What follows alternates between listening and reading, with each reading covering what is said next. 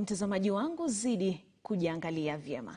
Huenda baraza la mtihani nchini NEC likabadilishwa jina hivi karibuni. Hii ni kwa mujibu wa mapendekezo kwenye ripoti ya jopo kazi la utekelezaji wa mtaala wa CBC, na kwamba ni lazima baraza la mtihani lifanyiwe marekebisho ili kuainisha majukumu na kanuni za baraza hilo kuhusu uendeshaji wa mitihani chini ya utaratibu wa CBC. Shadrack Miti na taarifa kamili. Tangu kubuniwa kwalo mnamo mwaka 1980, baraza la mitihani nchini NEC limekuwa na jukumu kuu la kusimamia na kuendesha mitihani ya taifa ya KCPE na KCSE.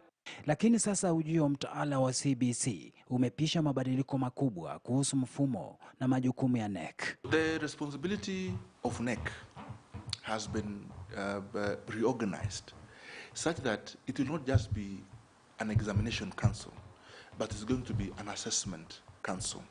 And when we talk about assessments, it is going to guide the entire basic education subsector in as far as what is it that needs to be done in assessing our learners. Baada ya maswali mengi kuhusu utaratibu wa kuwatahini wanafunzi chini ya mfumo wa CBC, sasa ripoti ya jopo kazi maalum iliyozinduliwa hivi majuzi imeweka bayana na kufafanua kikamilifu yanayotarajiwa kwenye mitihani na mijarabu.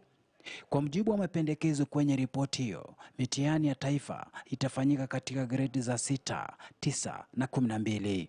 Mitihani na mijarabu ya shuleni itaendeshwa chini ya uangalizi wa walimu kabla ya mtihani mkuu wa taifa kuandaliwa katika gredi ya 12 ili kutoa nafasi kwa wanafunzi kujiunga na vyuo vya elimu ya juu.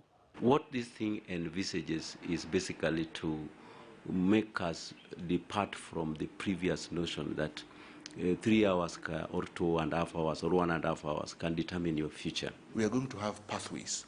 And for placement to these pathways, we need to understand the strengths, the interests of each and every learner. Nalo baraza la mitihani nchini NEC litahitajika kutoa mwongozo na vifaa vya kuendesha mijarabu na mitihani, kufuatilia usahihishaji wa mijarabu na mitihani ya shule, mbali na kubuni na kutekeleza kanuni za mitihani na mijarabu. Aidha, walimu wameongezwa majukumu.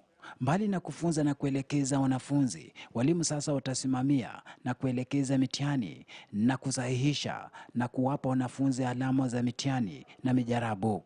Wajibu watakaotekeleza kwa kutumia vifaa na vigezo muhimu kama vile majaribio ya uandishi na kuandika, maswali ya ana kwa ana, tathmini ya uwezo wa kuona na kufafanua, machapisho ya maswali na utafiti, na hifadhi ya mkusanyiko wa kazi zote alizozifanya mwanafunzi.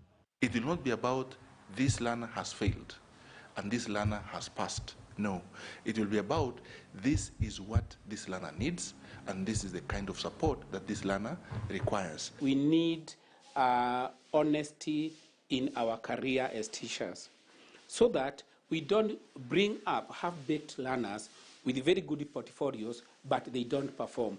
Katika darasa la chekechea, wanafunzi watatathminiwa kuhusu uwezo na talanta zao na iwapo wapo tayari kuingia katika darasa linalofuatia. It is going to be critical for the capacity of the teachers to understand the tool and to use the tool correctly. As the teachers take the kids or the learners through the system, they are supposed to keep very clear record or report of each and every child in each and every step. Na katika shule ya msingi, mijarabu na mitihani ya mara kwa mara itatumika hadi gredi ya 3 ambako NEC itahitajika kubuni vigezo na taratibu za tathmini.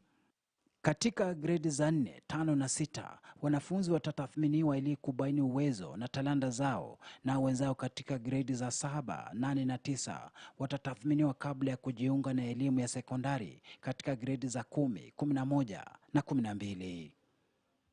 Shadrack Miti, KTN News. Mtazamaji, baada ya taarifa hiyo masuala ya elimu, kidogo tu tuangazie taarifa njema ya spoti, ambapo timu ya taifa ya Kenya mpira wa